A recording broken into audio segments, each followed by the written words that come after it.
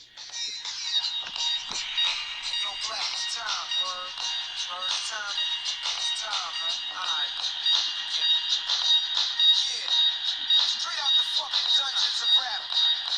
Where fake niggas don't make it back. I don't know how to start this. Yo. Rappers are monkey flipping with the funky rhythm I be kicking.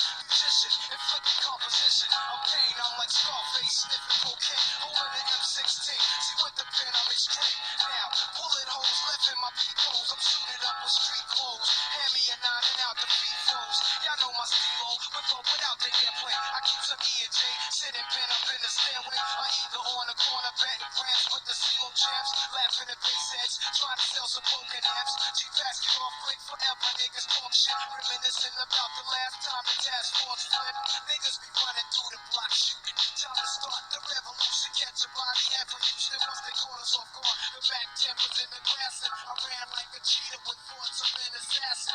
Picked the Mac up, two brothers back up. The Mac spit, lab was hitting niggas, one ran. I made a backflip, heard a few chicks scream. My arms shook, couldn't look, gave another squeeze. Heard it click, though my shit is stuck. Tried to cock it, it wouldn't shoot, now I'm a danger. Finally pulled it back and saw 3 bullets caught up in the chamber. So now I'm jetting to the building lobby. And it was full of children, probably couldn't see as high as I be.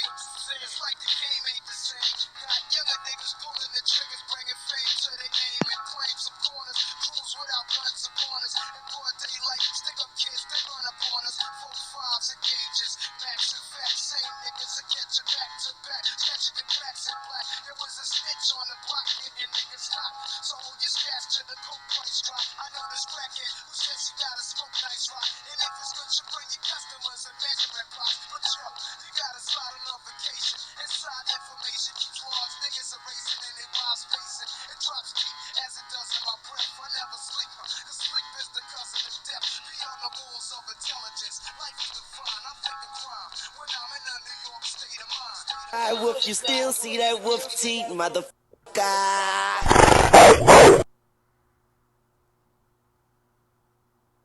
Cause when a wolf cry, wolf, you still see that wolf teeth, motherfucker.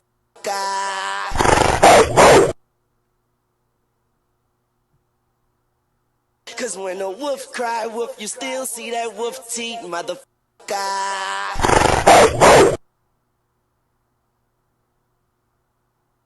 Cause when a wolf cry, wolf, you still see that wolf teeth, motherfucker.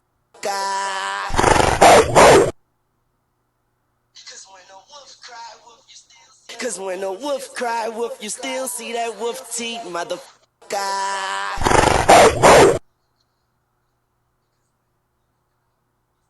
Cause when a wolf cry, wolf, you still see that wolf teeth, motherfucker.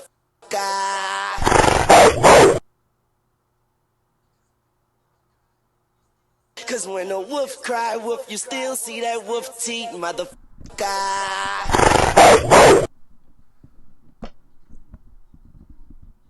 Cause when a wolf cry, wolf, you still see that wolf teeth, motherfucker.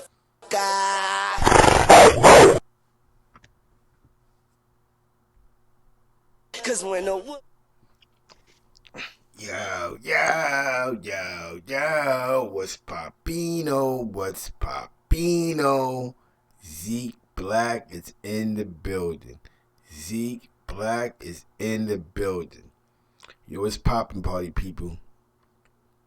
Oh, I had a good day. I was knocked out for a couple of hours.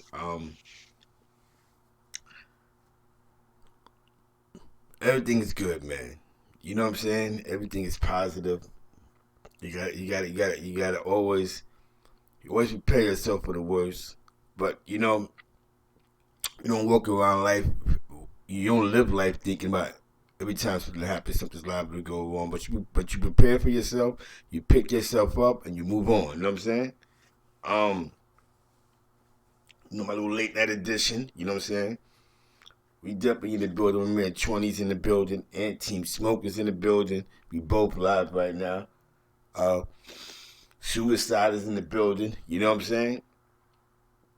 Yeah, we're gonna get here, man. We all gonna get there. You know what I'm saying? Shout out to Crown Prince. You know, the Real Prince TV. Yeah. Now, today's show, tonight's show. I'm actually naming it the New York State of Mind because like I told you, I think internationally. You know what I'm saying? I'm not a local type of thinker, so I've come to realize, I always knew this though, but there's gangsters everywhere, there's teams everywhere, there's crews everywhere. Because New York City is one of the bigger media markets, New York City gets a lot of, the accolades for the gangs and crews and all the money teams. But there's money teams everywhere. There's different cliques, there's different circles. Even in New York City's crack era, you had dudes in other markets in New York State that was getting more money than dudes in New York City. You know what I'm saying? That's why there was a lot of cats that was going upstate New York, like Albany, Poughkeepsie, areas like Peekskill, Rochester, Syracuse, definitely Buffalo. You know what I'm saying? And I just think that a lot of times these guys don't get no shine, man. I just think that nobody speaks about these guys. You know what I'm saying? Because everybody's focusing on, the New York City thing. You know what I'm saying? And what came out of New York City.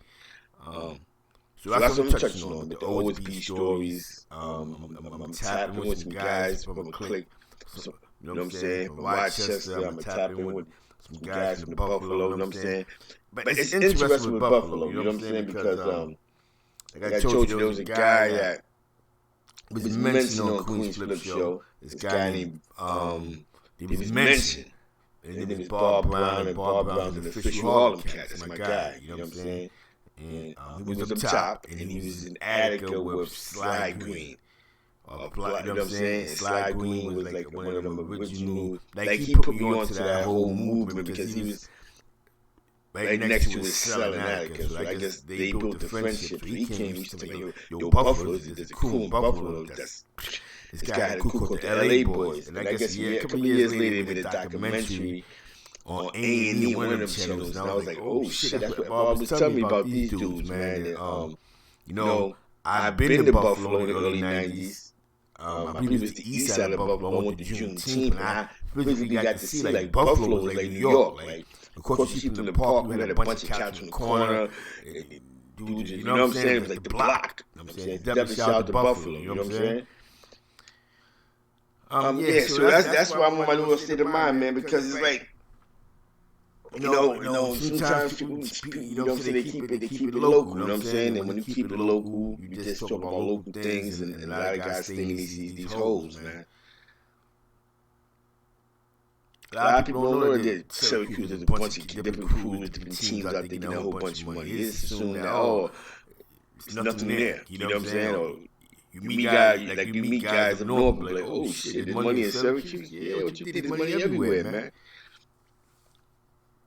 But it's not so much about the drug game, man. There's so much other resources in New York State, too, that people need to tap into and understand, man. The 90s boom crack era produced a lot of mass incarceration, and it created what's in the street now. A bunch of young boys that's losing their mind. You know what I'm saying? Not all of them, but a lot of young boys in the streets losing their mind because they've taken on this jail culture. You know what I'm saying? And it happens. You know what I'm saying? Back when I was growing up, it wasn't really so much the jail culture. It was more the street culture. A lot of guys want to be like, the actual drug dealers. Some dudes want to be like, when I was growing up on 117th Street, some guys want to be like Nicky Barnes and Bat and names like that. You know what I'm saying? And you know what I'm saying? So they put on like they was putting it on like that. Then my era, you want to be like the dudes in front of us. You know what I'm saying? The guys in front of us. The hustlers in front of us. So it wasn't so much like this jail mentality. Like, you had dudes go to jail though. The official cats was going to jail. There's a lot of cats that was in the streets, that was controlling the streets. They wasn't on jail type of time. So we wasn't on jail type of time. You know what I'm saying? They was basically trying to follow the steps of their forefathers. That, some guys that was getting money for 30 years that was showing them the ropes. You know what I'm saying? And the best way to get money without catching 1,000 fucking years. You know what I'm saying? Like I said, I grew up on the east side. one thing, and we go through this, man. Like you have to learn that every disagreement does not need attention, and I see that a lot of disagreements go from 0 to 100. You know what I'm saying? Every disagreement doesn't have to lead to violence. You know what I'm saying? What I mean by that is, if you call me, I'll give you an example. If you call me and I don't answer, it doesn't mean I'm saying fuck you.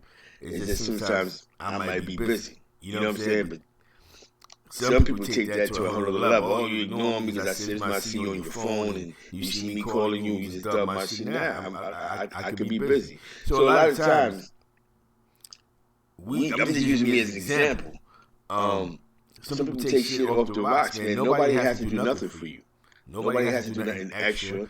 I don't think my job is to cater to somebody's feelings. I mean, I'm not gonna care. Listen, I don't deal with my kids' temper tantrums. So I'll be damned if I deal with grown men temper tantrums.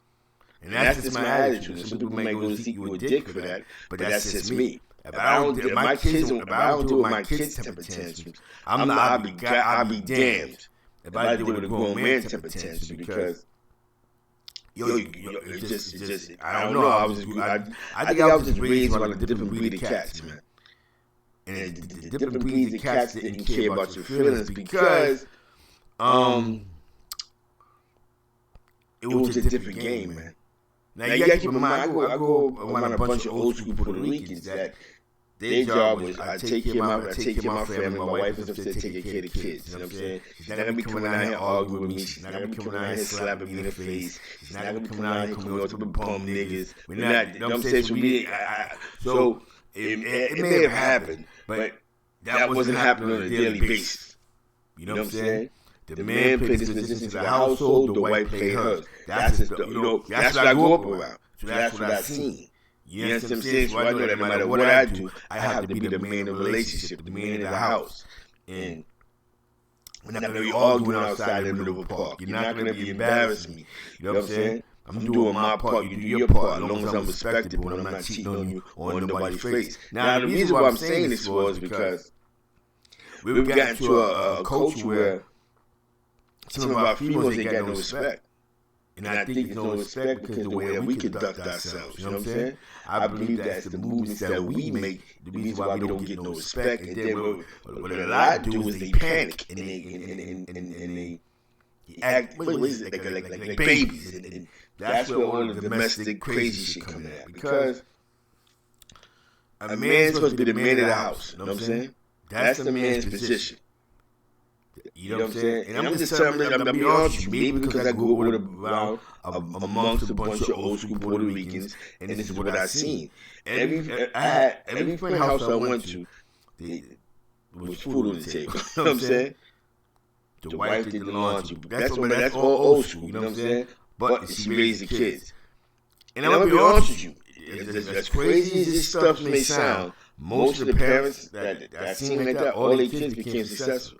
The mother did their thing, the father did whatever he had to do to bring that money in that household. And it was amazing because a lot of my friends went to Catholic school.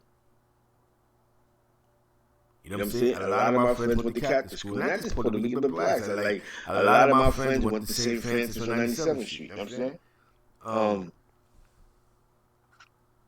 I think sometimes, man, we have to, you know,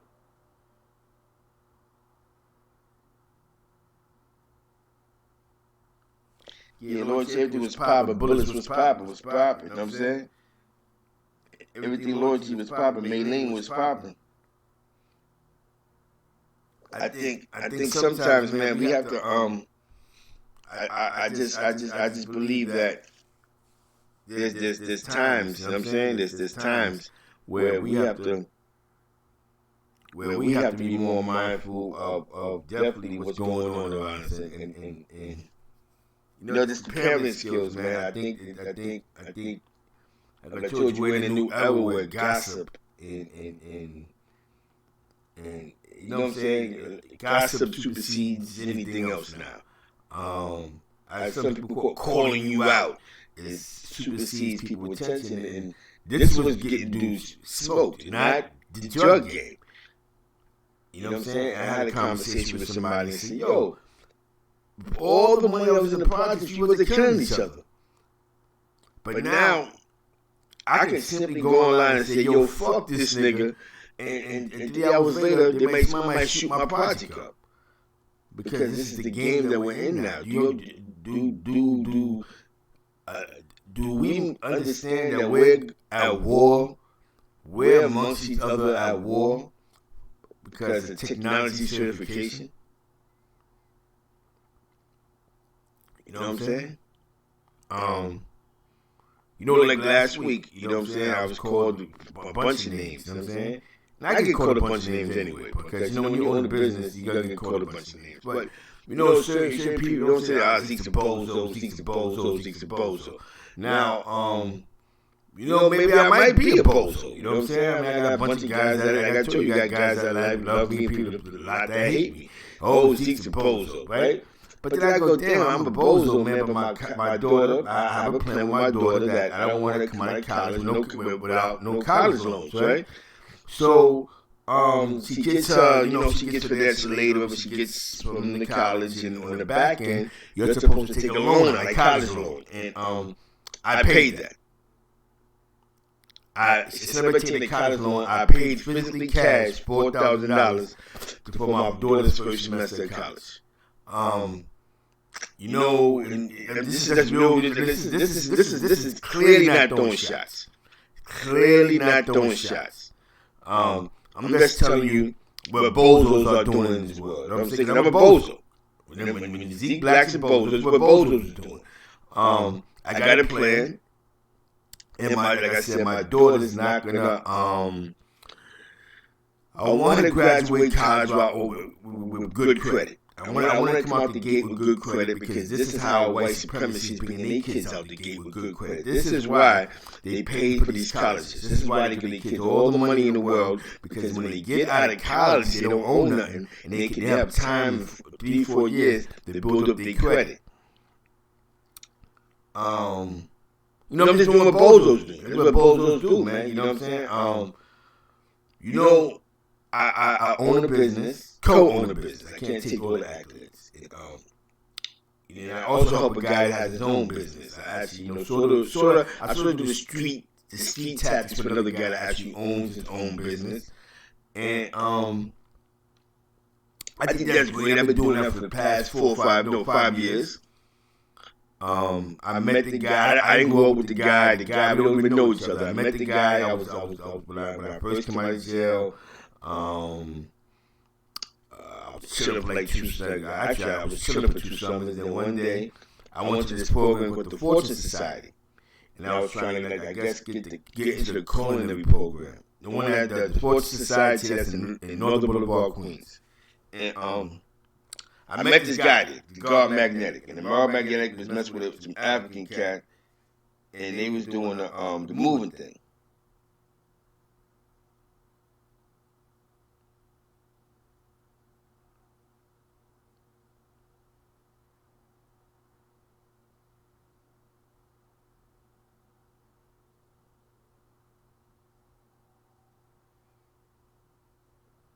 And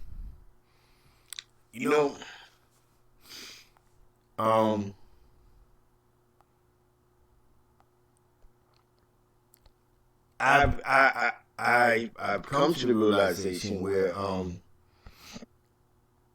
he put me on. I learned to do the moving thing. I was doing the moving thing with an African guy. I put a couple people into the mix, and but with the moving thing, you don't. I'm saying, if you don't know the business, unless you have a major company or a major platform where it slows down in the fall. So one day I was looking on Craigslist, and I seen somebody. I was looking for a guy to help him in the truck to pick up some supplies, and we linked, and we've been linked since then, 5 years. And the guy that I actually linked with was like 10 years younger than me. But he's, he has his own business. He has his own business, whatever he's doing legally, and I've been with him ever since. Now, mind you, I do not. It's not that I don't have a license. I don't know how to drive physically, and it got to the point where we gained some trust and respect, and he allowed me to run the situation, and in the midst of him running the situation, me and him created a moving company. And it's a learning process, man, when you own a moving company. And with that, and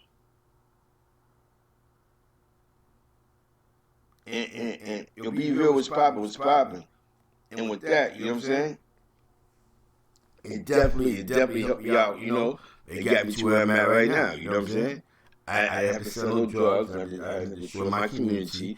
And, you know what I'm saying? No funny. I'm going to answer your question. Like I told you, I'm a bozo. Because I'm responsible, bro. And I'm responsible for my actions. And when, you know what I'm saying? He called me a bozo, another nigga called me a bozo, Zeke's a bozo. But listen, I'm okay with being a bozo, bro. I'm perfectly okay with being a bozo. You know what? My daughter's college is paid for. I think that's more important than trying to impress a bunch of, niggas at this, they got their reasons to call a Zeke a bozo. See, I don't have to defend that when I'm more responsible, when I know I'm responsible, you know what I'm saying? You see what I'm saying? I don't live off for exercise checks, and I know I got permanent work. You know what I'm saying? I know I work at least 5 days out the week, so this is what bozos is doing. Bozos is working, you know what I'm saying? Bozos is taking care of their responsibilities. It's okay. There's a couple of things that I touched on that some people might have got upset about. And you know what I did, man? I took all that gang stuff, even to my highest videos, the Trump, whatever his name is. I took them videos off, man. And you know what happened, man? Because I don't know Trump, of course. I'm gonna give you an example. He's an example. I don't know Trump, of course. And I took the videos down that I made of him. Those are my most viewed because I had to be civil in the situation, man. At the end of the day, another man's mother died, and some things you just don't. After a while, you gotta wake up and go, "Yo, I can't push this, man. I cannot push this agenda." You know what I'm saying? And on my end, I have to honestly say that I deleted all that stuff, man. But I had to think about that. If that was your mother, how would you go on? You just check it out on YouTube and somebody's glorifying the guy that's accused of killing your mother. That's not cool, man. That's you know what I'm saying? That's not dope, man.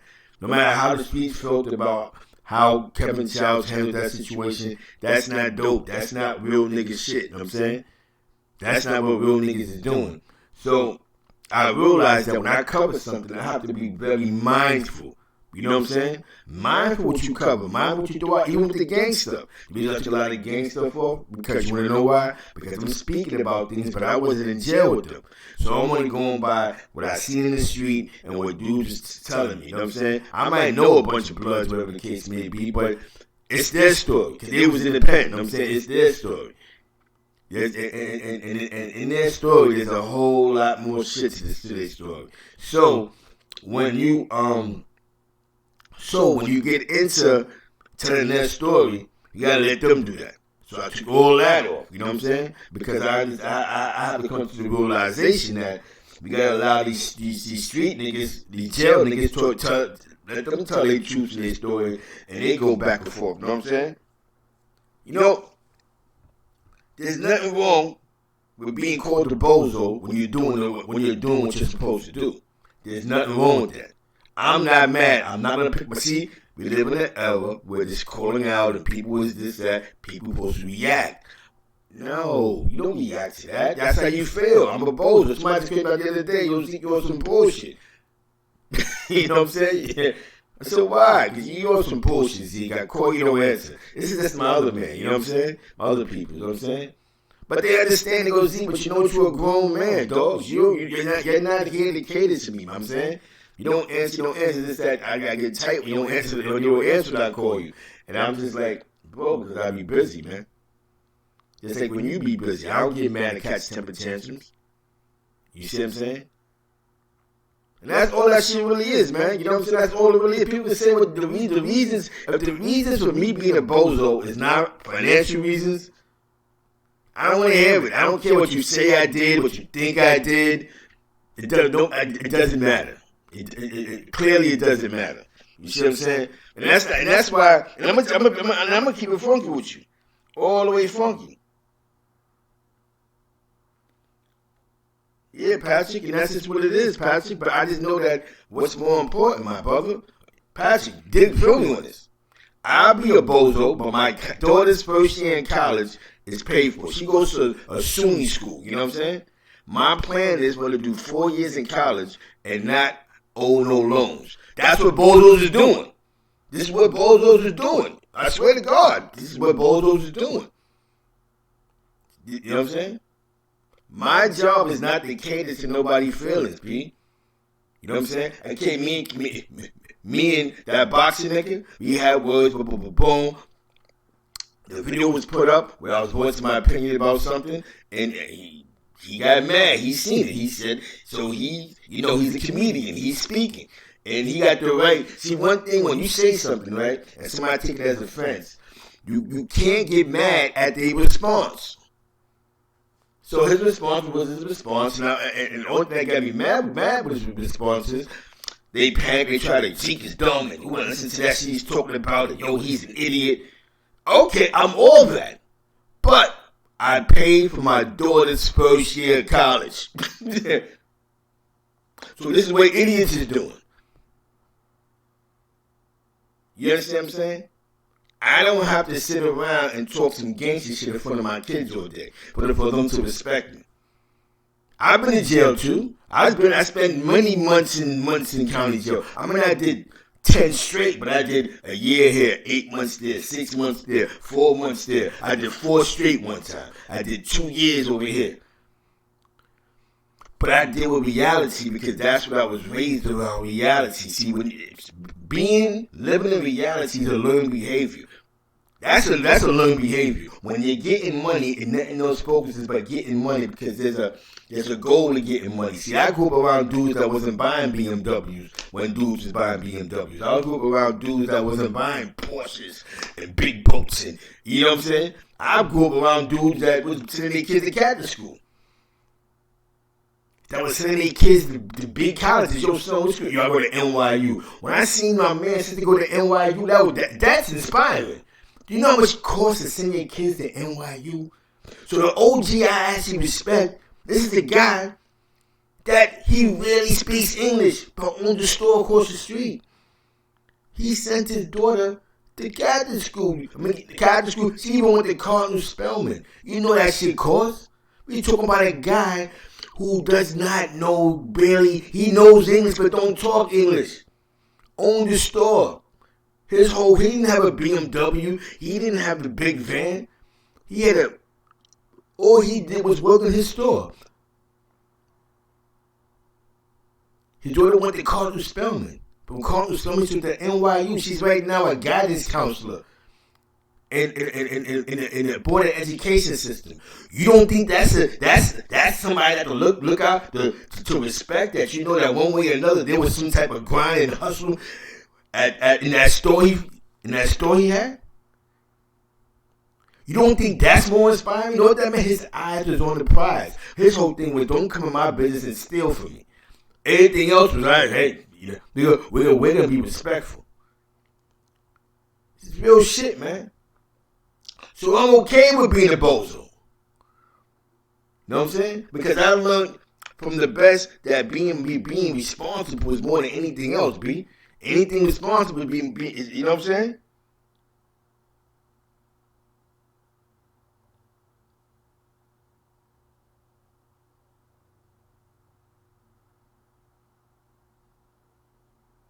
Yeah, it's a fact, bro.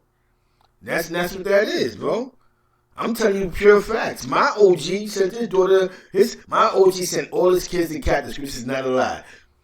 She went to NYU. My man, he became a guidance counselor for the Department of Mental Health. My other man was working for Coca-Cola. Actually, the other son, the youngest one, he went to Catholic school too. He became an R&B artist. He was in the New York Boys Choir. He went on tour. He performed at one of those presidential debates that was on national TV. The big one he do last, I believe it was the Republican one that he sang at. Don't quote me. I'll holler at him so he can remind me, because he was the lead singer soprano. He had a record deal with Mercury Records, where Mercury was running around with Def Jam.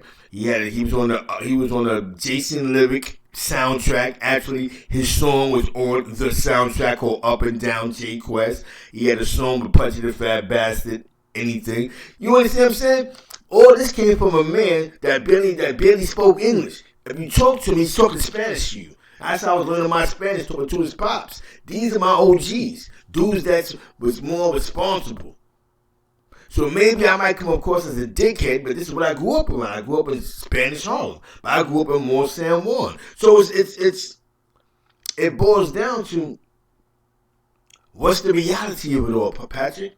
You understand what I'm saying? I'm okay with being a bozo. I'm okay with with all that funny threat shit. Why? Because I don't care about that shit. I sold crack on the corners. You know what I'm saying? Oh man, shout out to the chat, man.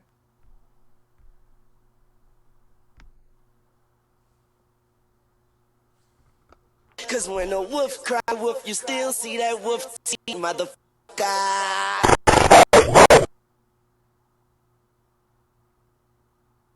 Cause when a wolf cry wolf, you still see that wolf teeth, motherfucker.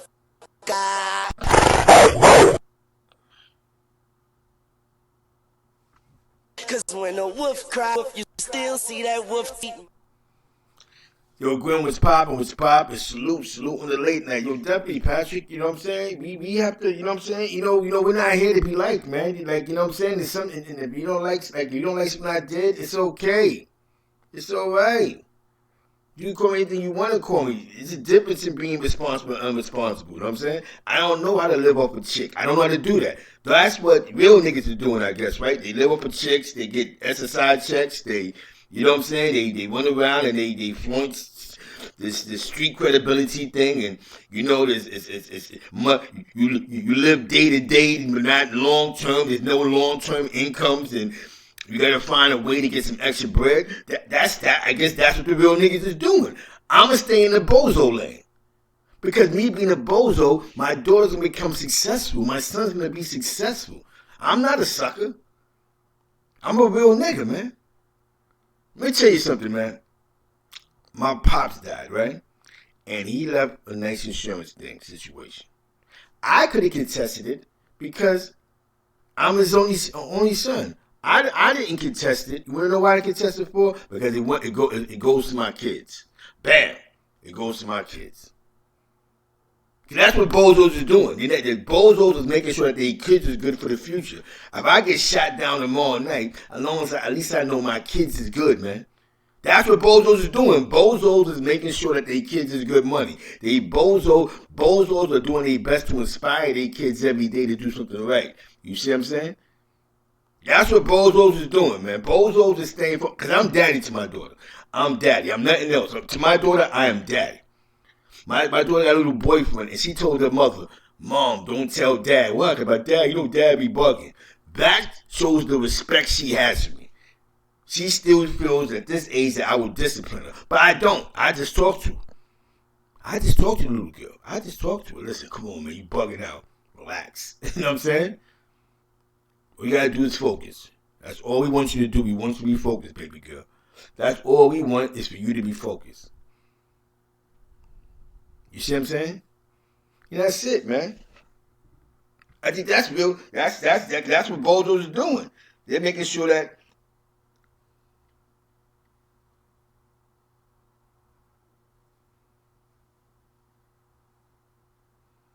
yeah. You know what I'm saying? We gotta, you know what I'm saying? We gotta make sure that the kids is right, man. The kids is good, man. I think because I grew up with a bunch of Puerto Ricans that was teaching me the way. And this is, I guess, because before gang culture, I believe that gang culture has no mass. Know what I'm doing? Mass incarceration. Mass incarceration has affected the youth to the point where they're living off of jail rules, you know what I'm saying? Not street rules, jail rules. Call outs is mandatory. Watch your mouth. You're going to respect me. If you say the wrong thing, I'm going to kill you.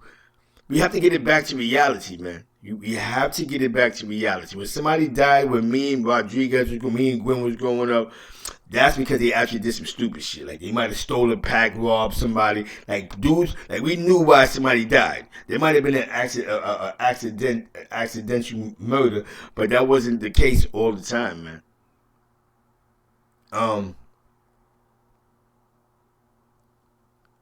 You know, one thing, my man Pops, man, and it's funny, man, because my man Pops was always sitting talking. So the OG, those are my OGs. My OGs is older Puerto Ricans that had that was doing their thing in the hood, positive too.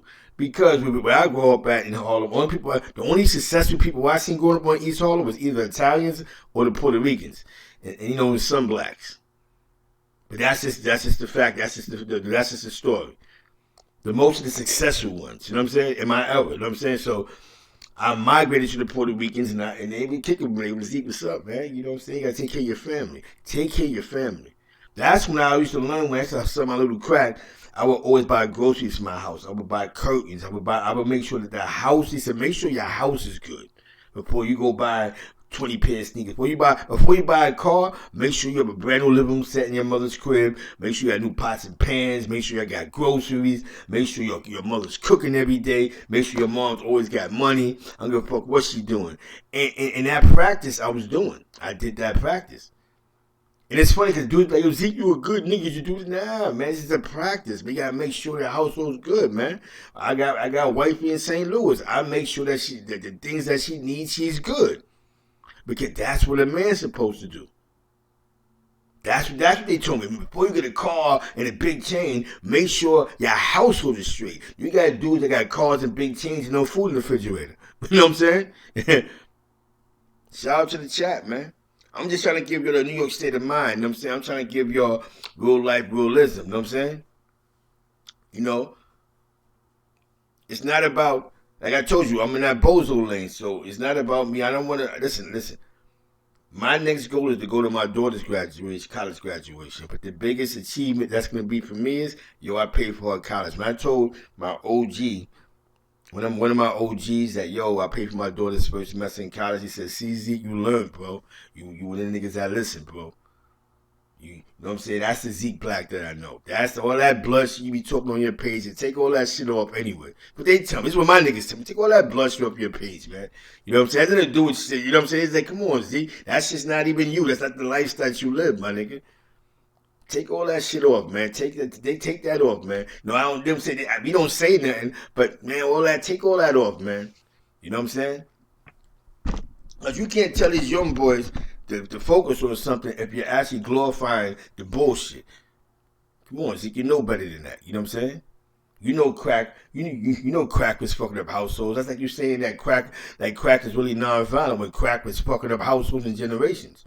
How many crack babies we know, kids we know that can't see? How many kids that we know is hyperactive? How many kids that we know have all type of mental disorder? How many kids we know was born with brain damage? How many kids that we know have addictive behavior because the crack that was being sold and their mother had this shit in their system?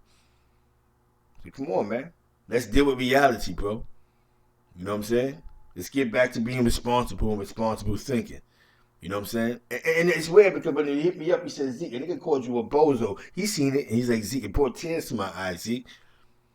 It brought tears to my eyes, Zeke, because I sat here and said, my man said, this is a true story. My man said, these dudes is calling you a bozo, Zeke.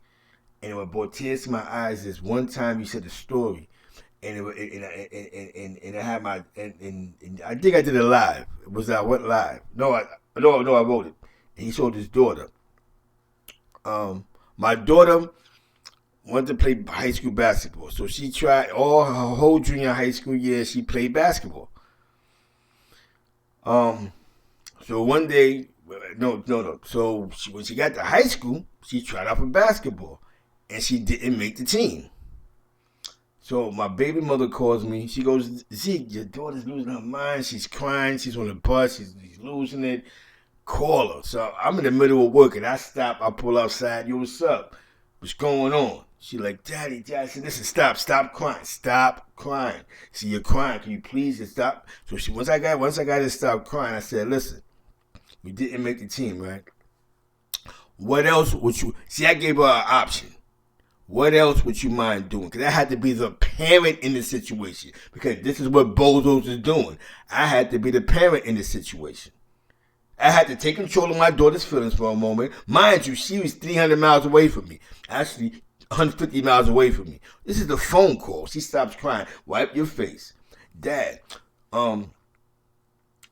what else would you mind playing? She said, well, they got soccer. Well, basketball is the only thing in the world. They got soccer. Would you mind trying out for soccer? She said, yeah. So tomorrow, why don't you go try out for soccer? She went, tried out for the team. Boom, boom, boom. She went back again. She said she liked it. I said, give it a try. She gave it a try. She liked it. She came, then what happened was she went back again. Then she called me one day. I'm at work. She's screaming, Daddy, Daddy. She's crying. What happened? I made the team.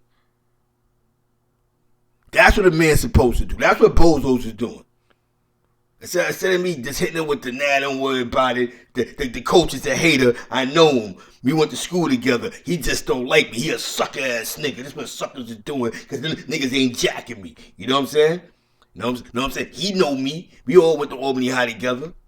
Nah, that wasn't a thought of my mind. My mind was okay. But I didn't work. Try this option. It's all positive. What happened? She made the soccer team. My daughter played high school soccer for 3 years. That was big to me. I gave my daughter another option over the phone. Cause that's what Bozos is doing. This is what Bozos is doing. Bozos is just trying to make sure that their kids don't have to hop on that fucking pole. You know what I'm saying? You hear me? This is what Bozos is doing, man. Cause you know what I'm saying?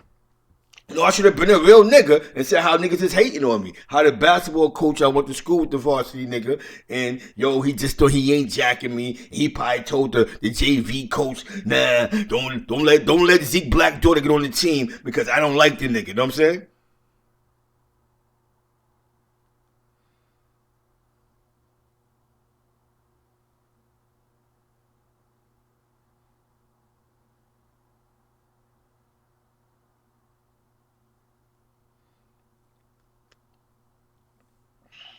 You know what I'm saying? Exactly, nah, son, because I think they listen to one person, they follow suit. You know what I'm saying? I think the greatest part is, and I appreciate that, Gwen, because you know what I'm saying. You know, we grew up in a generation where we had to learn, like just like my boy last night from OSB said.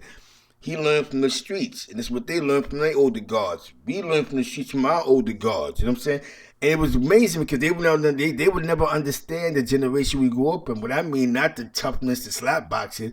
How we physically was watching hustlers send their kids to good schools.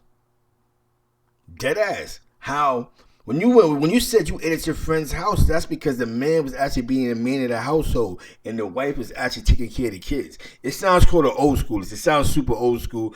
It sounds crazy, but this is what was going on. This what was going on where I was at. I could go to any of my friend's house and get a plate of food. Why? Because daddy's making sure that there's dinner every day on that table. And that's why most of my friends wasn't losers. You know what I'm saying? A lot of my friends really went to college. They got good jobs. Some of my friends are doormen. Some of my friends is cops. Some are CEOs. Some work for downtown business offices. Some of them got corporate jobs because the parent made their life easier. And there's some days where these kids wasn't even around anymore. I remember the first time my man John went to Florida. His pops was in New York, went in the store. You know what I'm saying? But my man John got a chance to experience Disney World. Why dudes focus on that? Like my daughter, when I was locked up and my daughter went to go, whatever the case may be, I sent some money from my commissary and my daughter went to Disney World. She got to experience that. Universal Studios. She had to experience what kids need to experience. So my daughter's just like a little girl that's going to sit around with no experience in her life. She's been to Busch Gardens. She's been places. There's some vacation spot that my baby mother and her boyfriend go to that they go to I believe they're going to every year. Down south somewhere they was going to. Experiences in life, man. You have to experience things in life, man. And I just believe that with the experiences, you see things better. You know what I'm saying? Your age was popping. You know what I'm saying? And we gotta have these conversations because, you know, a lot of people they miss they miss like me. If you know what I'm saying, we go through a disagreement. Hey, I just don't fuck, you don't fuck with me. That's just sometimes it's not all about all the other stuff that creates and creates and creates. And dudes might go, yo, why is he? Because I'm only gonna give you the same energy you gave me. And sometimes I gotta walk away from this shit. But I just let it be known like these niggas is weird. You know what I'm saying? I'm not gonna say niggas. There's individuals that do things. You know what I'm saying? It's about being powerful, man. You know what I'm saying? Like my whole life, just because I sold crack didn't mean I wasn't paying attention to the tools. Remember when I was growing up, you still had number holes. You know what I'm saying? Seriously. You know what I'm saying? You had dudes that was getting money out these number holes, running numbers. That shit was still big. I mean, it's still big, but that's when that was really a deep economy. I grew up around loan sharks, Sherlock, whatever you want to call them. I grew up around that. These guys was hustling not to buy cars and the finest silk suits. These guys were doing this to take care of their whole apartment. That's why when you went to your friend's apartment, the crib was laced. This is why every time I went to when you had some of us when he had clothes for the first day of school, most of them had clothes for the first month of school. You know what I'm saying? All they had to do was get them to the point where these niggas could get working papers. And a lot of times this is what made the kids work after school. That's what made me work, hanging out with the Puerto Ricans. Boom, boom, boom. So then after a while, all my friends begin to get after school jobs. I want to follow suit. Let me get an after school job. And I got one. My man put me on to there's a shop on Second Avenue. There was a floors called Daniel's Floors. He owned two of them. He owned one on Lex and he owned one on Second Avenue, right by this diner on the corner. Like my man James Black, PT Pilot, put me on. He got me the job. That was my after school job. So when I went to school, dudes respected that. Like, damn, Zeke go to school, man. We talking about 87, my nigga. 88. No, 88. Like, damn, my nigga Zeke Black go to school, man. I mean, he really go, because it was dope to go to school after work. You know what I'm saying? I remember one time, I was cutting class. High speed chasing. I went to Norman Thomas High School, so we had escalators. You know what I'm saying? And, I was on a high speed chase because the school security was not a game, and I was hitting switches on them on the escalators, and I ran and I made it to the I ran in this one class, and the teacher, she's an African American, she's a beautiful woman. She has a daughter. I believe her name is MC Peaches. I believe that's her name. She was supposed to do a record with Marley Marl. I think it's MC Peaches or something like that. But she's supposed to do a record with Marley Marl. And she ran a business class. And what she did was in her business class, because I went to a business school. Norman Thomas High School was a business high school. You know what I'm saying? Then we had marketing and computer class, all that shit. You know what I'm saying? And on a high-speed chase, I went in her class. And she was actually one in a class that was preparing you to do resumes. I don't know how she got that shit okayed. Like, resumes, you put out resumes, you get working papers, she bring you to actual job interviews, you get after-school jobs. This is the class that this woman had. This is high school. This is not a lie. Her class was you pull out applications, you learn how to do an interview. She taught us how to do interviews, taught us how to dress and what to put together. And she made sure we got our working papers because we had to nurse in the high school. So we got our, you know what I'm saying, once you get the physical, you get your working papers.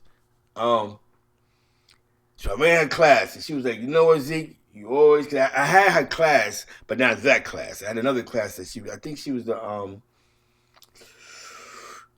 biology teacher. Actually, she was the biology teacher in the other class I had her in. So I was like, oh shit, is this what you're doing this period? You know what I'm saying? So she's like, yeah. So I said, yo, listen. She said, all right, I'm going to tell them. So when the school guys, when the guards look, they see me sitting there, they knock on the door, yo, him. They're like, who, him? Now he belongs in this class. So she was like, so they was like, yeah? Yeah. So I was like, nah, that's why I was running, because I was running late. I wasn't running from y'all. They started laughing. The class started laughing. And they was like, all right, we got you. You know what I'm saying? But she said, this is your class. We got you.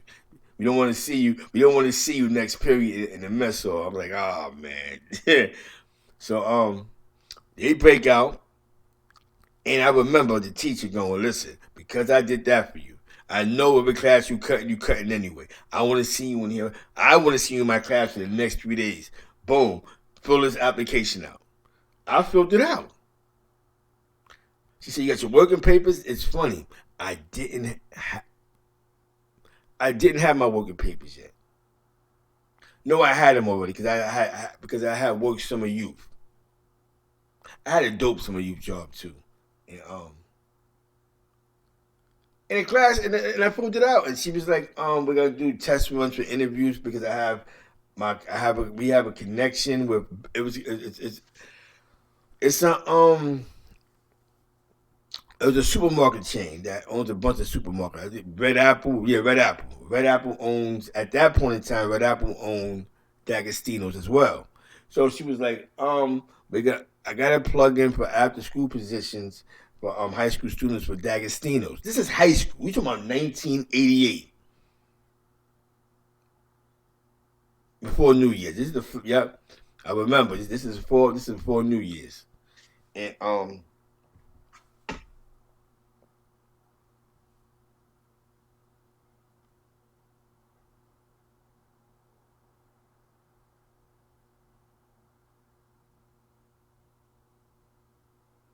exactly in the building, man. So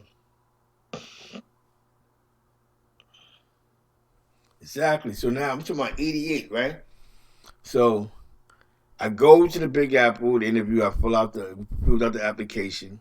And this is what they was doing in 1988 Norman Thomas. They had a class that prepared you to get after school jobs. This is deep. You know what I'm saying? And I went, pulled out the application. I went down there, and I got the job. And this is what I mean about not being local and being international. D'Agostino's is in all the rich areas of Manhattan. If you know about D'Agostino supermarkets, that's the ones I know about Manhattan. I don't know about the ones in Long Island or whatever the case may be. I know the ones that's in Manhattan. And I worked on the one that was on 35th Street and 2nd Avenue. I'm going uptown. 3rd Avenue, I mean. And 34th, 35th, between 35th and 36th Street. I worked in that one because it's going uptown, 3rd Avenue. And I had to pack bags and deliver food to rich buildings, doorman buildings. Yo, I was making $600 a week crack hour working an after school job. The tips was retarded. All I did was the people go shopping, put all their groceries in a cart, and I walk it 2 blocks down to a doorman building. I get $10 tips, $20 tips, sometimes $50 tips. And the furthest I had to walk was to 14th Street and going uptown to like 50th. That was the furthest, but the furthest I went, the iller the tip was. I was going in the official doorman building. Now, if they let me go upstairs with the shit, which they never let me do too many times, the tip was even greater. But a lot of times I just go to the service, boom, I take all the bags out, the guy give me my tip, I'm out. That was a dope job. Because every day I worked, I got at least $50, $60 tip. Mind you, I get paid at least $140 a week. That was $1 million in 1988, $180 a week. With the tips. I love my job, man. I loved it. Shit was crazy, man. You know what I'm saying? That after school shit was working out. You know what I'm saying?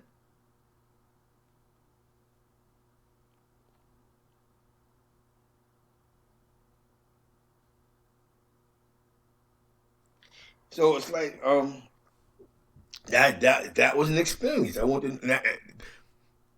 Norman Thomas. Mind you, I'm still PT Pirate.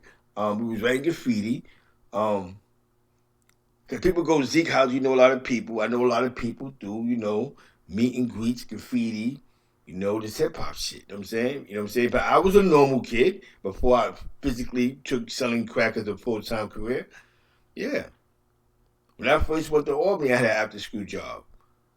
Dead ass. When I first went to Albany. And it felt good to be self-sufficient. Like, you know what I'm saying? You know, you got your own money. You know, you buy your own soap products. That's what I mean. Instead of buying 20 pairs of sneakers, you buy your cosmetics. You know, you're being more responsible with how you spend your money. You know what I'm saying? You made sure that the household ate, so you still bought groceries for the household because you got to eat every day. It was dope because I got that going up with the Puerto Ricans. Watching the system be broke down, watching them mentally train me. You know what I'm saying? And I believe that training now got me back on the way I am. I'm telling you, man. Like you know, maybe I grew up with a bunch of dudes that was just ruthless mentally.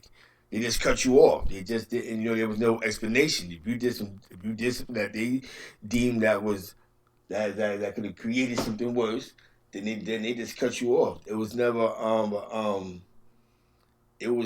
the way it is where it was never the way it is now. You know what I'm saying?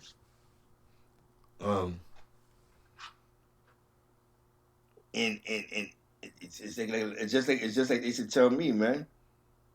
It's just like they should tell me on a come up and on a grow up. It's to be like, yo, man, I should have to explain to you what you did to me.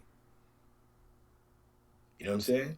And you know you respect it because you know we know the things that we do to people, but in this day and age, it's called we want you to keep it real, and I want you to tell me why you're not fucking with me no more, huh? And that's where the problem gets created now because then now the problem is created because I have to physically tell you why I'm not fucking with you. So now it's like I gotta explain myself to you when you know you did something to me, and you know what you did to me, and I gotta physically tell you. So that's why a lot of times things may go wrong because a person will start calling you. He ain't a real nigga because he ain't mentioning why he mad, but you know why he mad. You know what I'm saying? People get mad for a reason. If I go to a job with somebody, they go, Zeke, I'm gonna call you tomorrow, and I know I did some dumb shit on the job, like cursed somebody out, stole something, or did some dumb shit, and I call you tomorrow for work and you don't answer. I know what I did. I can't text you, yo, son, you acting funny, you a funny style nigga. You know what I'm saying? When you know you did something funny. You know what I'm saying? That's not real nigga shit. You know what I'm saying? Real niggas let niggas don't. Nah, that shit. You know, we have to get into that habit of respecting the wrongs that we do. Listen, there's a bunch of friends I have, a bunch of friends I go with over 20, 30 years. I know I get them mad. One of my friends I cursed out one day, fuck you, motherfucker. And then one day I seen him, he ain't saying nothing to me. You think I got mad? Because I know I told him, fuck you, motherfucker. Then I said, yo, you acting funny because you said what's up to everybody else and you just walked past me? You know what I'm saying? Yeah, I gotta respect that. Because a couple of months ago I said, fuck you. So it's fuck you, Zeke. That's how that goes. That keeps the peace. And it goes, Zeke, I like that. I like how you handled that, man, because you know you did curse him out. So now that you're not so mad no more, you think he's supposed to, yo, Zeke, what's up? I love you, nigga. Nah, man, that's not real nigga time. I'm telling you what real nigga time is, man. You know what I'm saying?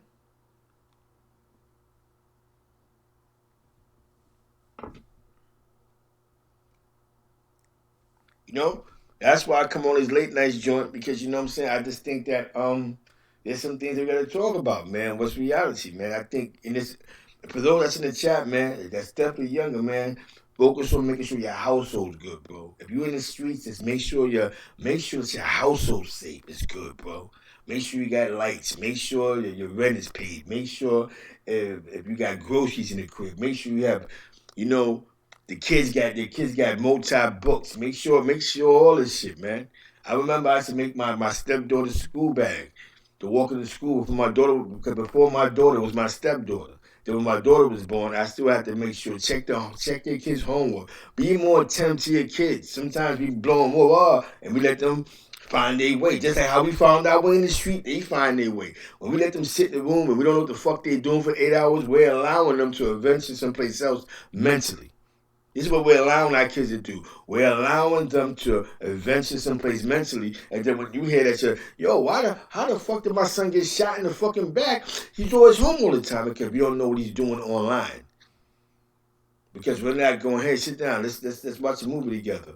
You know the old school ways, family night, boom. Put that shit down. Yo, let me see your homework. Boom, boom, boom. Your parents teaching that. What's really going on with this little nigga? You know what I'm saying? You know what I'm saying? We shouldn't have to wait till it's too late to get into our kids' life. That's the moral of the story. We shouldn't have to wait until it's too late before we get into our kids' life. You know, just the other day in Albany, some young boy, they're on a rampage right now. Young boy, he's 18, 19 years old, got shot in the head. Rest in peace to the young guard. Another young guard got killed the other day. So I'm looking going, the gang coach is not working. Because all we turn around is the youth is killing the youth. Yeah, he just came out of jail and he's dead 5 months later. He just got out the group home and he's dead 6 months later. So somebody please tell me, where is this gang coaching shit working at? I grew up in the money coaching. You know what I'm saying? And I'm not taking shots at no gang members because this is not what we're doing. I'm just saying the culture. Doesn't matter what gang, clique, circle. You're going to have violence everywhere. But where it work, my whole moral of the story is, where is it working at? You know what I'm saying? Because we got the youth killing the youth. You know what I'm saying?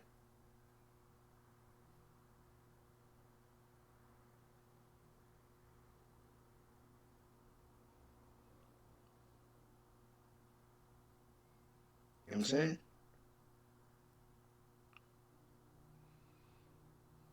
I think a lot of times, man, that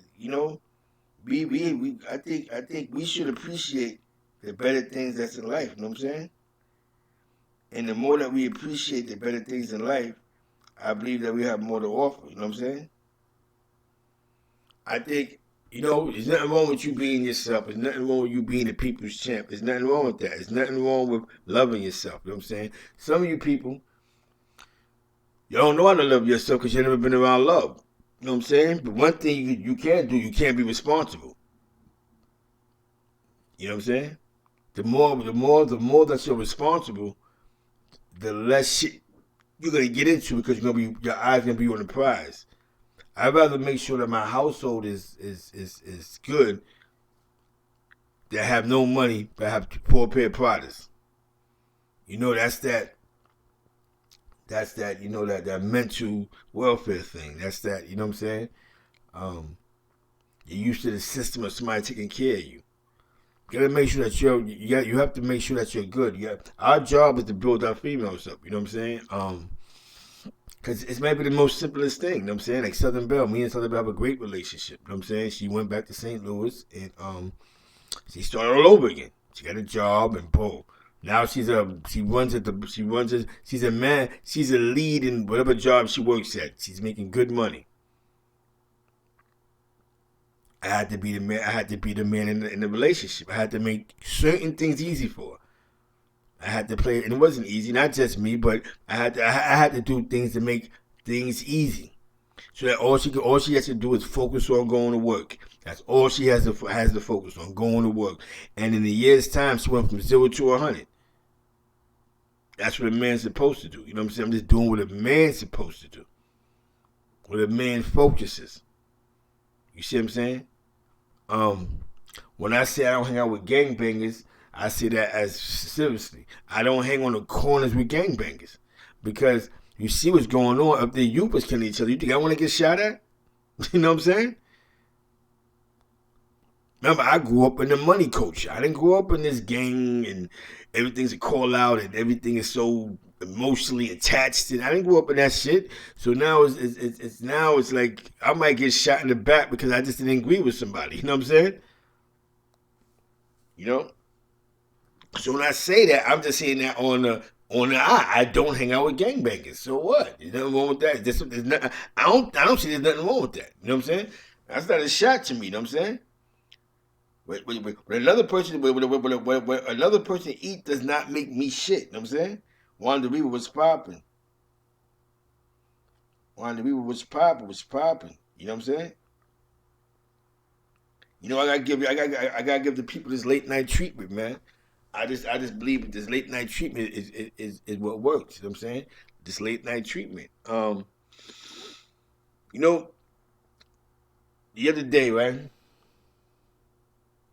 A good friend of mine.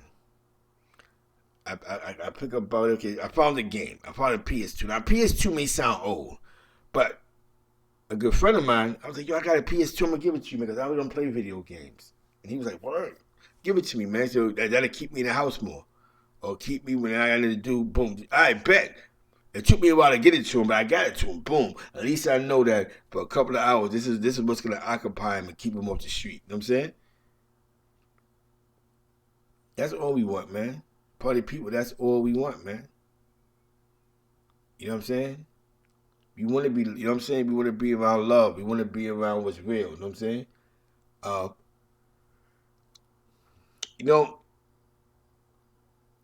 what I mean, real, man, be around your family. Take care of your family, man. You know what I'm saying? Prepare for your kids' future. Make their kids' life. Your kids should have no worries in the world. When your kid goes, Dad, I need $20 to go to the movies, that should not be a problem. It should never be a second thought. You know what I'm saying? Make sure, like my pops used to tell me, keep $100 in your wallet. Anything can happen. Keep that $100 in your wallet because anything can happen. Kids don't want much, man. But once you start saying no, you don't got it, you don't got it, they're gonna find that shit. They're gonna mentally find that shit someplace elsewhere, and then that's gonna be the sneaky shit that they're gonna be doing until they use that in their adult life, and it might get them jammed up. I'm telling you facts, man. I'm telling you pure facts. You make it easier for them. It works out. That's the power that we say that white supremacy has. White supremacy, that as we say, you know what I'm saying? You know what I'm saying? When they third bloods was popping, white supremacy, they make sure that if they do nothing else, they make sure that they make it easy for their kids. So now you got a father who's a doctor, whose son wants to be a doctor, and what he does is he pay for all the tuition. We go, oh, the parents pay for the college. Yeah, let's make it easy for this motherfucker. Because if you know about colleges, everything comes with your tuition. So you know, breakfast, lunch, and dinner comes with your tuition. So if you pay for all the college, only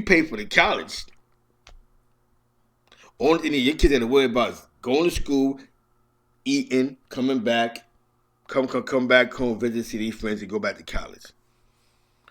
They have no worries and no stress. They don't have to worry about coming out of college with owning $1 million in loans, and then they can focus on their career more. I've learned that from the Puerto Ricans, and my baby mother, I got to salute her because she was making that push. But our daughter is not going to own no college loans on her way out of college. And that's we did that great. We did a great job co-parenting. Not just me and her, but my father was involved. Her parents involved. It takes a village. Her stepfather was involved. Her sister was involved. Her aunt was involved. Her cousins was involved. And just one way or another in her life, man. And we seen that it works. The parenting works. The parenting skill works. It works. It works, man. You know what I'm saying? You know, I walk around feeling great that my daughter's in college and her first semester is paid for. And she doesn't own no loan. I'm a guy that comes from the streets. You know what I'm saying? But I was in the streets all my life. I wasn't stupid. When I began to sell crack, it was more being a responsible hustler. Like, I was really trying to pay bills with this shit. You know what I'm saying? Like, I was really trying to treat this shit like it was a JOB. You know what I'm saying? I wasn't, I didn't have the big cars and the big Benzos and the Lorenzos. I don't even know how to drive, to be honest with you. I do not know how to drive. And, it works. And I think that's why it was so easy for me to transition to own a company, because I'm so used to being more of a structured type of guy. You know what I'm saying? I'm used to going to sleep, going to bed, laying down, knocking out. You know what I'm saying?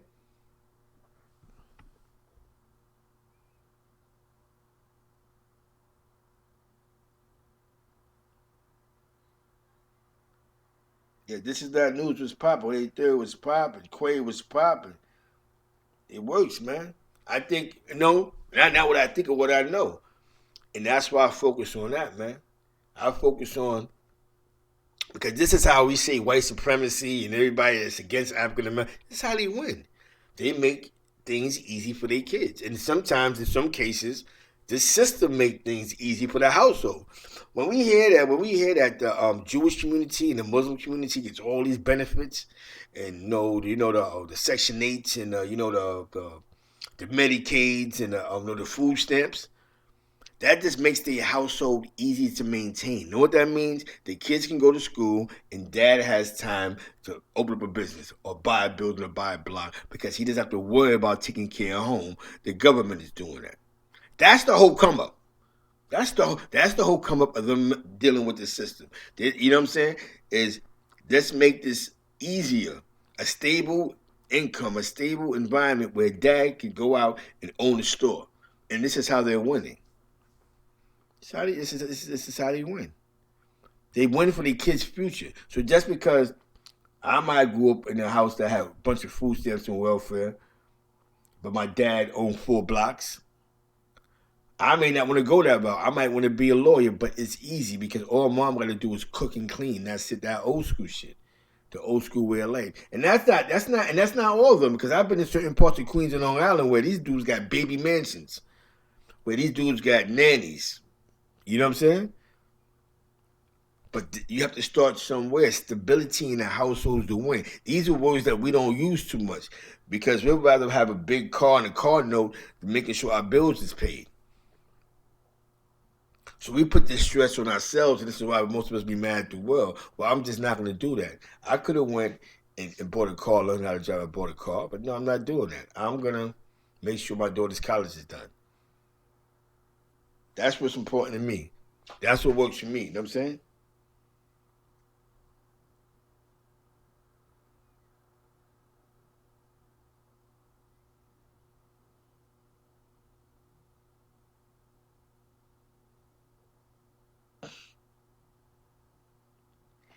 Eva, you said what happens when they take that away? A lot of times when they take it away, Eva, they got it together already. Think about it. If for 10 years your parents got full help from the government, rent, food, the basic life skills, basic necessities, and the dad's allowed to be in the household and he opens 5 stores, if they take it away, there's already an economy built. You know what I'm saying? There's an economy built already. So what I'm getting at is, we know certain things don't last forever, but once you get in, you got to take advantage of that. Okay, this is paying for that, so I got time to focus on this. So if they do take this away, at least we have this, and that's going to generate income. And this is why we got to have these conversations. We got to have these conversations. Because a lot of times we don't know, man. I remember one time, right? I never been in, the Jewish community, the ones that wear the all black with the beards. I never been in none of their synagogues, but I've been in one that the ones that wear the regular suits, man. They let me inside. Yo, I went inside, get some tables out because I'm cool. I got cool. You know what I'm saying? I'm cool. I'm cool with a couple of them. And these guys have offered, and they actually in Jamaica Estates, to be honest with you, but they say Hollis. But they're on the synagogue, if you know about it, it's on 188th and Union Turnpike over there. And in Queens. Shout out to Queens. And he showed me where they pray at. But not where they pray, but where they had these service at. It looked like the UN. You see, yeah, this is where we meet at right here. And I looked, I said, what? It looked like the UN. It looked like a place of business. It looked like this is where they have corporate meetings at. You understand what I'm saying? One time I moved somebody in Bowl Hall, and these guys owned a building. And the apartment I was going into, the whole building was Section 8, Jewish, you know what I'm saying? These guys, you can tell you smelt the millions. And they wanted me to move some girl out that lived in the apartment to some spot they got in Flatbush. Yo, these guys are sitting at the table, the long table, talking business. You know what I'm saying? Yo, boom, boom, boom, don't worry about him. Boom, boom, boom, boom, banks. What did you call it? Bank? Boom, boom, boom. Yeah, we trying to buy that building here. Yeah, that block, that parcel. Boom, boom, boom. And I'm listening to this shit go. This is what y'all niggas talk all day, business. And the youngest one there, he's sitting there and he's taking notes. He's just taking notes. Yo, boom, boom, boom, call the bank, take that down. Yo, put that back on the board. Boom. Yo, listen, call such and such. Yo, where's that check that you got over there? Boom. Put that check with that. Boom, boom, boom. The OG said, yo, we got to stay organized, man. Let's eat. Let's eat. And he even offered me a plate of food. But I'm like, nah, I'm good. Hey, you want to eat? You all right? We got you. We got you. You know what I'm saying?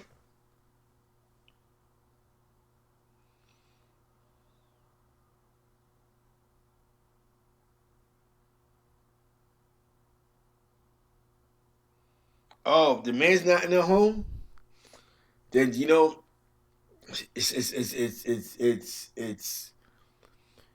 in this world now where I grew up in a single parent home. My step pops was he had a drug addict. He was taking a drug habit. You know what I'm saying? So he really didn't count. But you just gotta be a strong woman to take care of the household, people. I mean, it sounds crazy, man. This is where family comes into play at. Cousins, uncles. You know what I'm saying? Sometimes we gotta humble ourselves. It's okay to ask for help, man. A lot of times you don't ask for help. You gotta ask for help. There's not a man in the household. You might need a man that's positive around to at least show them something other than the streets. Because if a person because you allow your kids to learn something on the streets, it's gonna go wrong. You understand what I'm saying? It's gonna go all the way wrong. You know what I'm saying? Where there might be a father figure somewhere like, you know what, he likes Uncle Joe. You know what I'm saying? Bring him around Uncle Joe a lot. He can pick up manly tools. But as a single parent as well, you give them these conversations. Don't be scared to be like, listen how to be a man. This is what a man does, what a man's supposed to do. I know you don't see a man in the household, but this is what a man's supposed to do. And sometimes when their kids respect you, they listen to this shit. You know what I'm saying? But you gotta allow your kid to be a kid. So you just got it's all about it's you have to as long as you keep everything stable where you're not mad, stressed out, you don't feel like you bought if you paid the bills, it takes away from that. You can find other things recreation to do with your kids that doesn't cost $1 million. Like go to the park, you can actually get Netflix and things like that. That's all kids want. All kids want is comfortability, man. That's it. You know what I'm saying? That's really it. All kids want is comfortability. Sometimes you can't substitute them with a man. You know what I'm saying? You know what I'm saying? It definitely takes a village, dogs. You know what I'm saying? Because you know what it is? You know why? Nate Team Smoke was popping. You wanna know why? You wanna know why? Because a lot of us, we never, a lot of us never been around that. You know what I'm saying? So us not being around that, we don't know.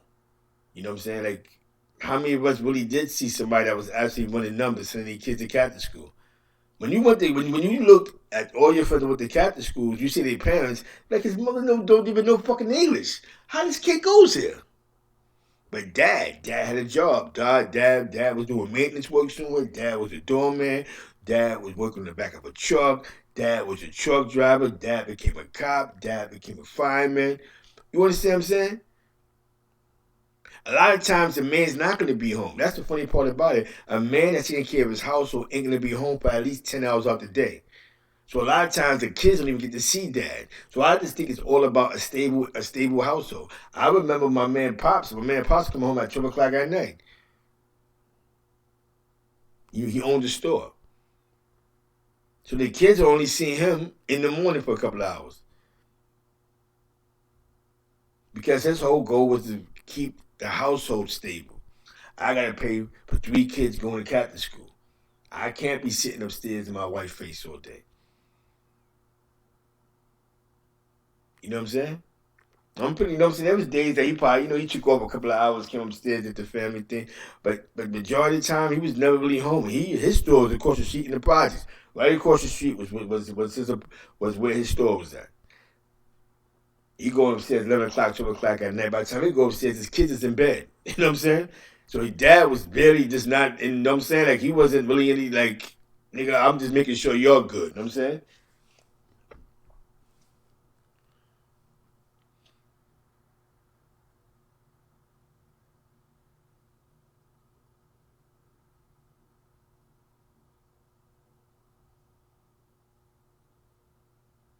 Yeah, you know what I'm saying? And that's okay. As long as they keep, you know what I'm saying?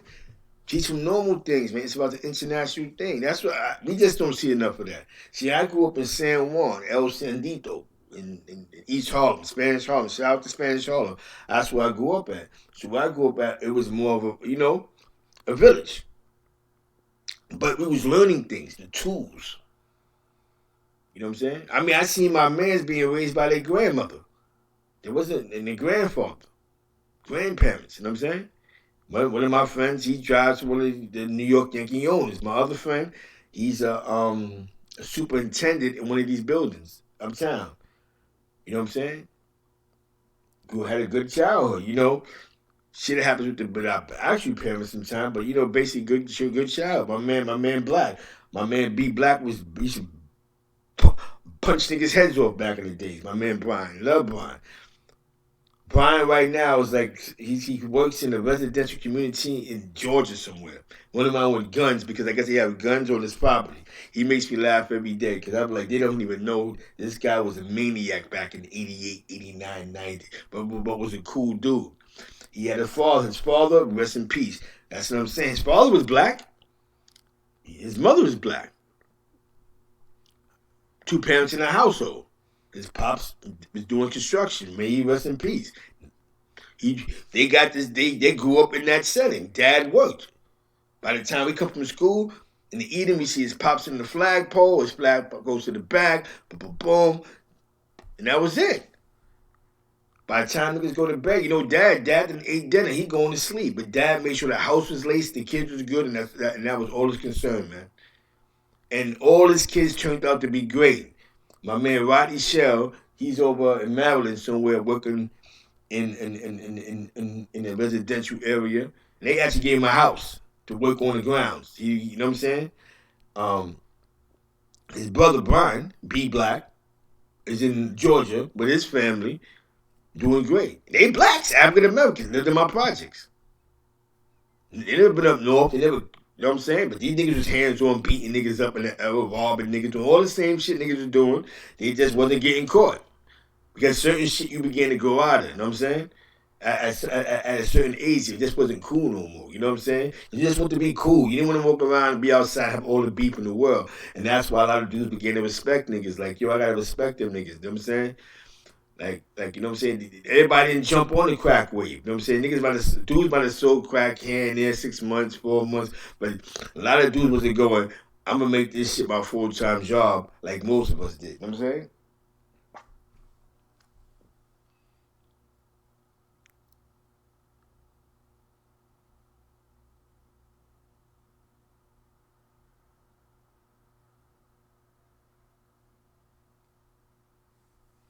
He said, other than that, he's just about females. Yeah. But you can still teach him to be a man around a bunch of females, It's up to you. I'm saying everything's a learned behavior. You know what I'm saying? You gotta scream, yell, get the fuck out of here and do this and that and that. You just, you teach them to do manly things, you know what I'm saying? You teach them basic house skills. I keep telling you, a man that's taking care of his household, he's never gonna be around his kids. I told you my man Enrique, the OG. He go to work 9 o'clock in the morning, he comes back at 11. School night, kids are in bed at 8 o'clock. He has no time to see his kids. The only reason why he's seen them in passing is because he owned a store across the street. You know what I'm saying? They rarely seen him. You know what I'm saying? They seen him, but it wasn't. If he went upstairs early to eat dinner sometime with the family, that was like, oh shit, dad took time out of his life to eat with us today. But his kids was in Catholic school. They was getting Catholic school education. They was in St. Francis D. Sales. My man, you know what I'm saying? Like I said, Rodney Shell, the Shell family. Dad worked, mom, you know what I'm saying? Mom worked. Great family. You see what I'm saying? My man Tyree. Dad bought a house and the thing. Dad works all day, mom take care of the kids. House was flush. Right? You know what I'm saying? Tyree turned out to be a great guy. He went to the army. He does music. He's been on tour with K7 and all type of, you know what I'm saying? But other than that, he's a good guy. You understand what I'm saying? A working dad is not going to be home. You know what I'm saying? a guy that's taking care of the household is not going to be home. And he's not going to be mad that he take care of the household. That's what a man's supposed to do.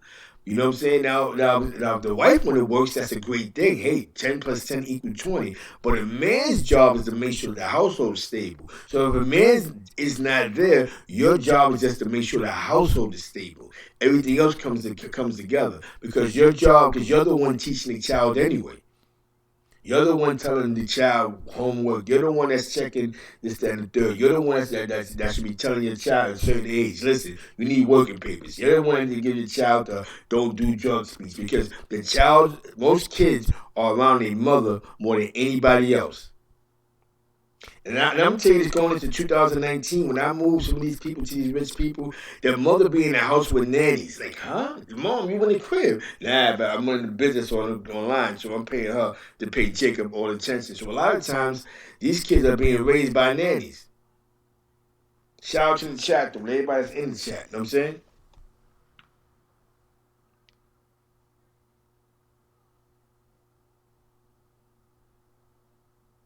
Yeah, even that's a fact, man. Even if you have a man in the house, a man is supposed to work at least 10 to 12 hours a day. He's never gonna be home. The only time, and when dad is home, he sleep all day because he don't work 80 hours. So the job of the woman is to make sure that this is what's going on here. But you gotta make sure your household is stable, Eva. Gotta make sure it's a stable household. You know what I mean? Food in the house, food in the crib, rent paid. Anything that's not gonna have you stressed out. Anything that's not gonna affect when he goes, Mom, I want to go to Chuck E. Cheese. Let's go. You see what I'm saying? Even if every paycheck you gotta put $20 to the side. Who knows? By the end of the month, you have $100 extra. You might just go. You know what? Let's go to the carnival. Only you can make your child international, Mom. Mom, your job, you know what I'm saying? Only you can do that. A working dad don't have time. You got, believe it or not, Donald Trump he's a good example. Donald Trump owned all his business. How many times do you think he took out to spend with his kids? You think he took months off to spend time with his kids? They probably don't really know him. You know what I'm saying? And the only way that they got to know him was that they got into his line of work, which is business. So then they began to work with him. And they probably have more of a business relationship with their dad than a dad and child relationship. But they made sure that the kids were so stable that they was able to get to that point. Shout out to the chat, man. I don't think we focus on stability. Most of us, you know what it is? What they trade? We don't focus on stability. We focus on what's cool. You understand what I'm saying? Like I told you, we'll go lease a car payment $500, car definitely in New York City, car insurance at least $300. That's $700 right there. But we're living check to check to pay our rent. You know what I'm saying? There's no extra money because it's going towards a car that we can't we can't drive in that car from here to Georgia. Come on, man. Because that's what we grew up around. We grew up around. We grew up around. No Quay was popping. We grew up around what we think is right and what we believe is wrong. You know what I'm saying?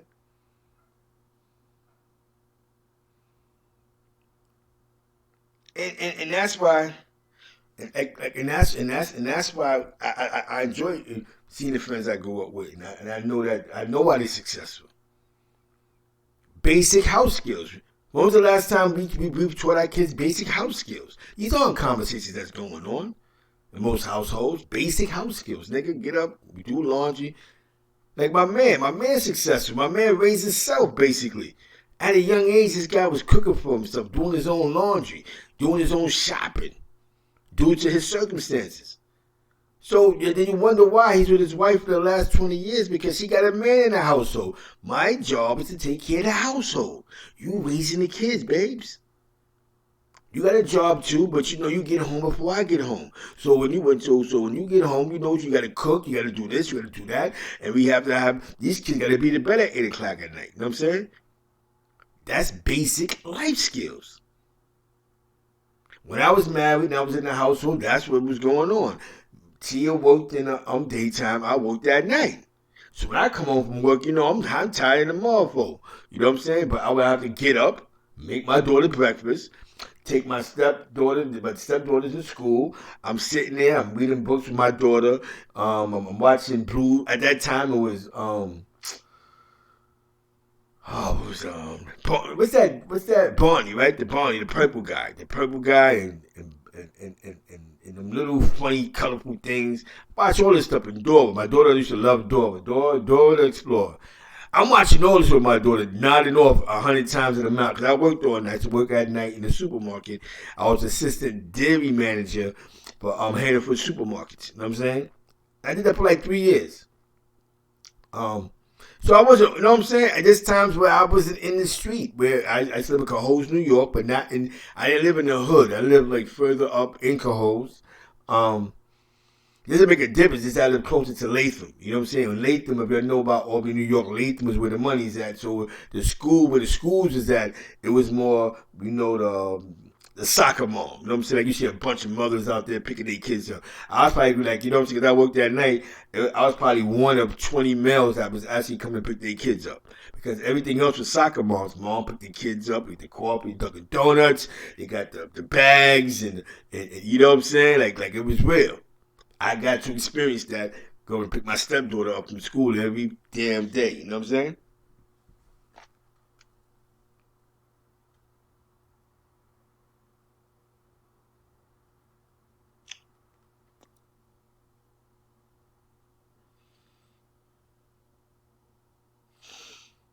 Definitely shout out to Crown Prince TV. Shout out to Crown. You know what I'm saying? You feel me? I think that's all it really was, man. Like I remember I used to have to. My daughter used to hate to walk. I don't know why. You know what I'm saying? And remember, I watch the kids, and then when Tia gets off, I go to bed. I knock, because I can really go to sleep when Tia get up. But when this is what I'm saying. I nod off, I nod off. I get up. I go get Aji. I go pick up my stepdaughter. I go get my stepdaughter. The first thing I'm doing is let me see your homework. I'm reading the homework. They've been doing the homework right now. So I guess my daughter would see me doing my stepdaughter's homework after school. The first thing we do when we get home is get your homework out. There's nothing going on. Nobody's calling me, but I'm not getting distracted. I'm not listening. And I sit there, I do the homework, I check the homework, and I call T and go, yes, homework is done. She has a couple of notes and some school stuff. So before you come home, you pick this up and pick that up. And then mix of that, I put together, her basic lunch bag. I prepare it for the next morning. So when Tia comes to the door, I go to sleep. Tia comes, she cook. Or sometimes her mom's a cook. It takes a village. Tia tired, her mother come and she'll cook dinner. And then I'll wake up before I go to work and I take a shower and I eat and then boom, I'm off to work. That's a structured household. You know what I'm saying? And to be honest with you, Tia wasn't the one that was like the one that wasn't home all day, because by the time Tia come home, they got remember these kids got to go to bed by 6-7 o'clock. You know what I'm saying? Facts. Shout out to the chat.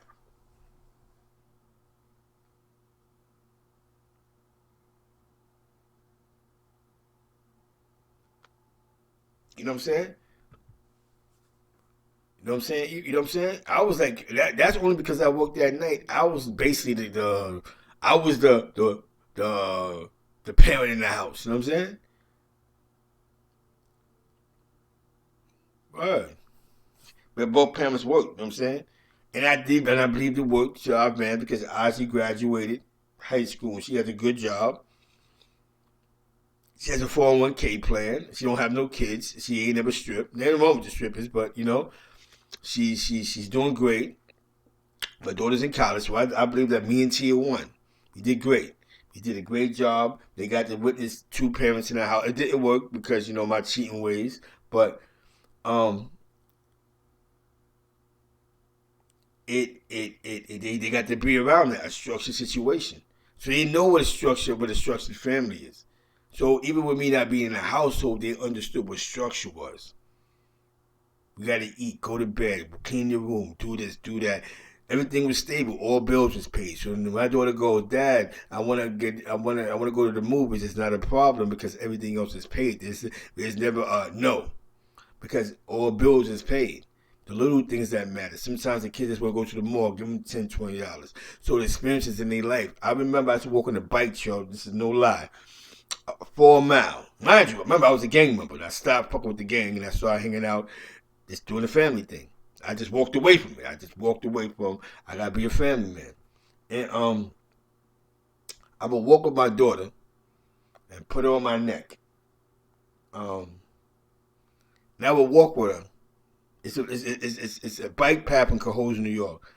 And you know, I used to teach her because she used to always watch that door stuff. So I'm like, they go a blue jay, they go a cardinal, they go a squirrel, they go boom, boom, boom, boom. So when we be walking, she'd be like, Dad, a squirrel, Dad, a blue jay, a cardinal, a bird, boom.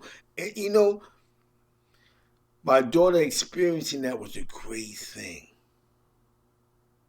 You know what I'm saying? So now she wasn't really so just adjusted to the hood. You know what I'm saying?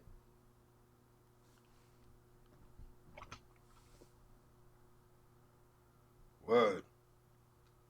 I think this is a great show, man. It turned out to be a great show, man. You know it's getting a little late.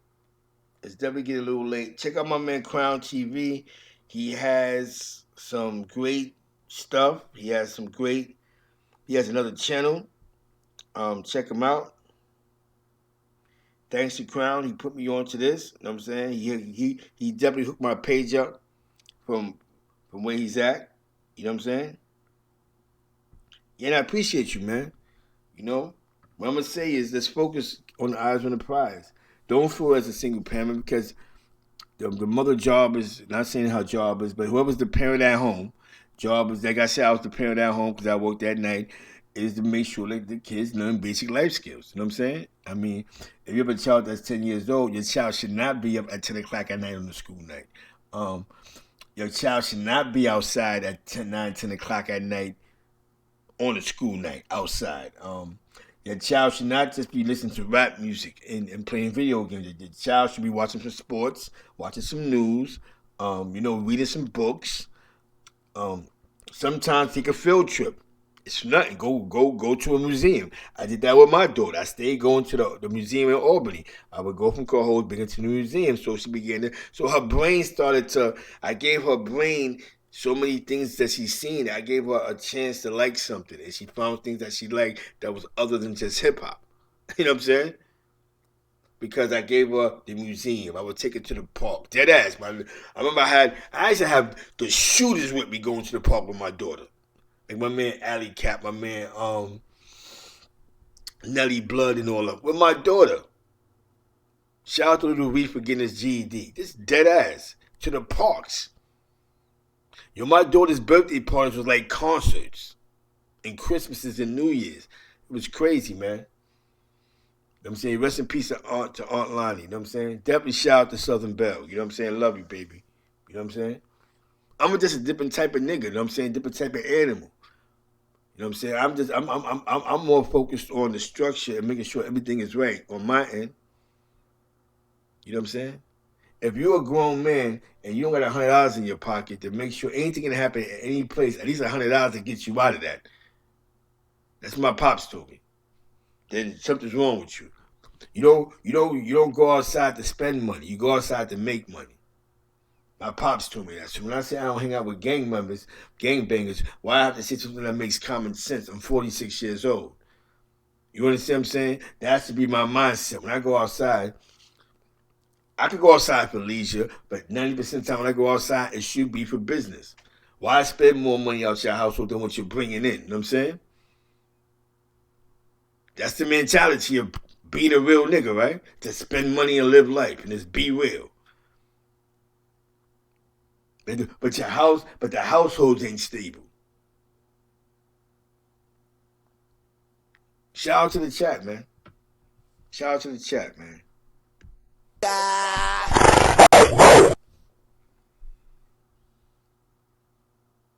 when a wolf cry wolf, you still see that wolf teeth, motherfucker.